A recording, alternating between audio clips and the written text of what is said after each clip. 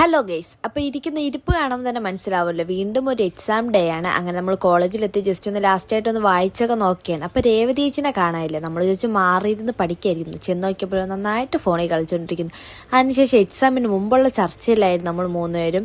അതിനുശേഷം പിന്നെ എക്സാമിനൊക്കെ കയറി. എക്സാമൊക്കെ അത്യാവശ്യം നല്ല രീതിക്കൊക്കെ എഴുതിയെന്നാണ് വിചാരിക്കുന്നത്. ഇനി റിസൾട്ട് വരുമ്പോൾ അറിയാം. അതിനുശേഷം നമ്മൾ നേരെ ചായ കുടിക്കാനായിട്ട് പോയി. നമ്മളെല്ലാവരും ഉണ്ടായിരുന്നു. അങ്ങനെ ചായ കുടിക്കാൻ ഒരു പുതിയ സ്പോട്ടിലോട്ട് പോയി. അങ്ങനെ അടിപൊളി പലഹാരമൊക്കെ ആയിരുന്നു അവിടുത്തെ. അങ്ങനെ ചായയും എല്ലാം കൊടുത്ത് നമ്മൾ കാര്യം പറഞ്ഞുകൊണ്ടിരിക്കുന്ന ചായയൊക്കെ കുടിച്ചു.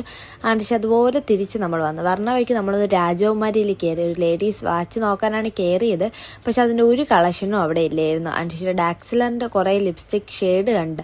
അങ്ങനെ അതൊക്കെ കണ്ട്. പിന്നെ മിറർ കണ്ടപ്പോൾ എന്തായാലും ഒരു സെൽഫി വീഡിയോ ഒക്കെ നിർബന്ധമാണല്ലോ.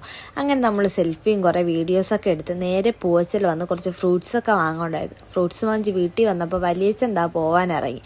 അപ്പോൾ ഇത്രയേ ഉള്ളൂ ഇന്നത്തെ വീഡിയോ.